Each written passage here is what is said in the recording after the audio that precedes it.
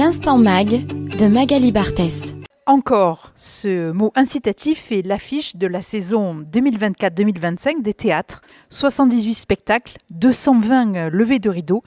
Et pour en parler, nous avons le plaisir de recevoir Dominique Bluzet, directeur des théâtres.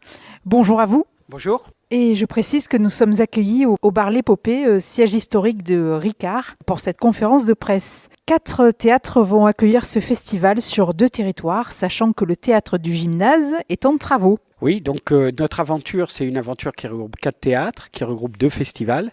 Le théâtre du Gymnase est en travaux, mais on est accueillis à la Criée, au Merlan, etc., à l'Odéon, à l'Opéra, et puis on se déploie dans une de nos salles à Marseille, les Bernardines, et puis au théâtre du Jeu de Paume et au Grand Théâtre de Provence à Aix.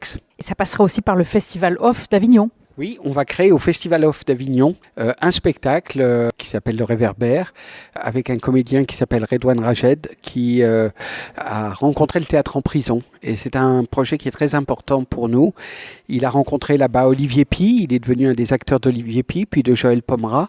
Il a joué dans la cour d'honneur d'Avignon, etc. Et il nous raconte son histoire de cet enfant des cités d'Avignon qui un jour trébuche et qui tue un homme. Il passe de longues années en prison et puis il en sort et c'est le théâtre qui le sauve. Ce que vous me dites là est l'occasion de mentionner qu'il y a aussi, parmi vos objectifs, d'aller à la rencontre de publics empêchés. Oui, on a développé tout un projet autour de ça, une relation en se disant qu'il y avait des gens qui venaient dans la salle, mais il y avait des tas de gens qui avaient besoin de rencontrer la culture d'une autre façon, que ce soit au moment du Festival de Pâques à travers Musique en Partage, ou que ce soit pendant toute l'année grâce au département, au projet Aller Vers, grâce à la région pendant le Festival de Pâques, et puis on développe ça à travers la SAMI, notre fondation. On va dans les hôpitaux, on va dans les centres de gériatrie, on va dans les maisons de soins palliatifs, on va dans les villages, on va partout, dans des lieux atypiques, dans les écoles, dans les bars, partout où on peut amener aux gens des petites bulles de spectacles vivants pour leur offrir, c'est gratuit et c'est leur dire la culture c'est fait pour tout le monde, c'est un droit inaliénable. Et l'on ne peut que louer ce type d'initiative que vous menez, cela suscitera peut-être des vocations. Et parmi les rendez-vous proposés, des créations qui font voyager, des coproductions, des concerts, on ne peut pas tout citer, si vous pouvez en mentionner quelques-uns. Alors déjà, pour Radio JM, je voudrais dire qu'il y a 2 spectacles qui me tiennent beaucoup à cœur. On va accueillir l'Orchestre de Jérusalem avec Gauthier Capuçon et on va accueillir la Batsheva, qui est la plus grande compagnie de danse israélienne et une des plus grandes compagnies de danse au monde. Voilà, pour nous, c'est important. Mais à travers les créations, on va faire une création avec Camille Cotin qui va s'appeler Le Rendez-vous. On va faire une création avec Akram Khan, qui est un des plus grands chorégraphes du monde. Ça sera la création mondiale au Grand Théâtre de Provence. On va accueillir aussi des compagnies régionales comme Agnès Régolo avec L'Oiseau Vert de Gozzi, enfin un certain nombre de gens comme ça. On est à la fois un lieu qui va vers les gens, un lieu qui fait de la création et un lieu qui accueille beaucoup de public, puisque l'année dernière on aura touché près de 200 000 personnes, soit avec ce qu'on fait gratuitement, soit 150 000 places vendues. Et parmi les rendez-vous proposés, désormais incontournables, il y a le Marseille Stand-Up, il y a aussi du cirque. Oui, il y a du cirque, beaucoup. Le cirque Yé qui vient de Guinée, le cirque Leroux qui est un cirque français très beau, très poétique, qui avait joué tout cet hiver au Bon Marché. Ça avait été un événement. Voilà, plein de cirques très différents les uns des autres, mais le cirque c'est très important pour moi. Ça permet à tous les publics de tous les âges de venir. Et puis, ce qui est important, c'est d'être heureux dans une salle de spectacle.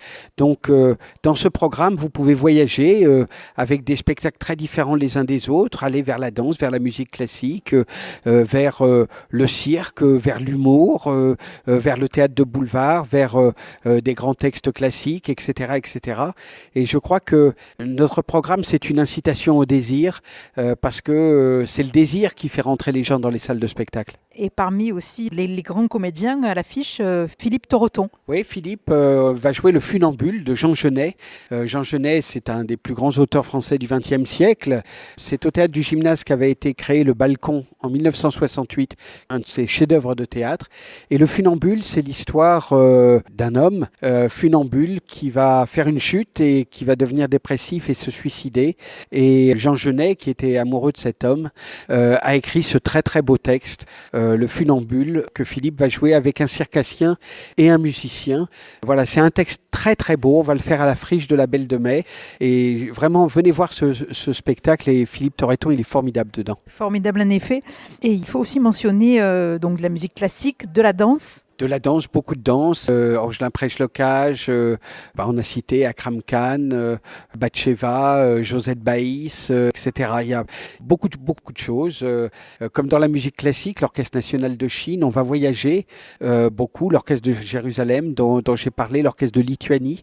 Voilà, on a une programmation de niveau international et en même temps, on continue à être très présent pour les artistes de ce territoire et à se battre pour que l'art existe. On a tellement de chance d'être ici. Vous avez dit, il y a 78 spectacles différents, 200 levées de rideaux.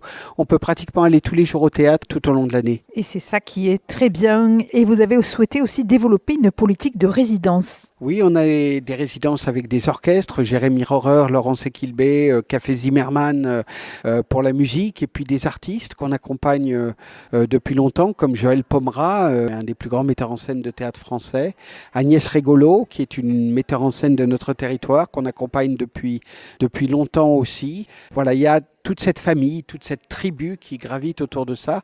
Moi, la seule chose que je peux vous dire, laissez parler votre désir, ouvrez le programme, voyagez à l'intérieur et venez passer vos soirées avec nous. Je vous jure que vous ne regretterez pas. Et là, on peut dire que vous avez relevé le défi, puisque entre les contraintes économiques, le Covid qui est passé par là, c'était tout de même un sacré travail. Oui, mais c'était enthousiasmant de se dire comment on va faire revenir les gens dans la salle, comment dans une période où les gens sont très isolés les uns des autres, comment leur donner envie de repartager quelque chose en commun. Ça, c'était très important pour moi. Alors, les théâtres est aussi engagé à tous les niveaux. On s'est beaucoup impliqué au niveau social parce que, encore une fois, il y a des tas de gens qui ne viennent pas dans les salles et c'était important d'aller les toucher, d'aller là où ils sont. Et pour moi, je pensais qu'il y avait quelque chose d'essentiel dans mon rôle dans la société à partager ce bonheur que nous avons, cette réussite qui est la nôtre aussi et de l'offrir au plus grand nombre.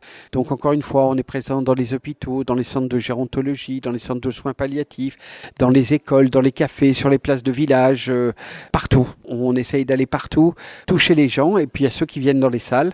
Et voilà. Et je pense qu'à terme, ce volet social représentera un volet aussi important que le volet des places payantes dans les salles. Je voulais dire aussi le volet éco-responsable. Alors sur ce volet éco-responsable, oui, on travaille notamment en augmentant la durée des représentations pour pas avoir des spectacles qui se jouent qu'une fois, c'est-à-dire on démonte des décors, il y a des camions qui circulent, etc. On recycle tous nos décors, on fait très attention à ce bilan RSE. Il y a une des choses qui n'est pas en notre pouvoir, c'est les questions de mobilité de spectateurs, mais sur le reste, on essaye de beaucoup travailler sur toutes ces questions-là qui sont aujourd'hui essentielles. Il me reste à vous demander comment fait-on pour réserver sur Internet Oui, sur Internet, il y a le site www.lestheatres.net, il y a le 08 2013 2013 qui est le numéro de téléphone, et puis il y a venir dans les théâtres, prendre le programme, voilà, le téléphoner pour le demander, on est à votre disposition. Eh bien, merci beaucoup Dominique Bluzet. Je rappelle donc l'adresse lestheatres.net. Merci à vous. Au revoir. Merci.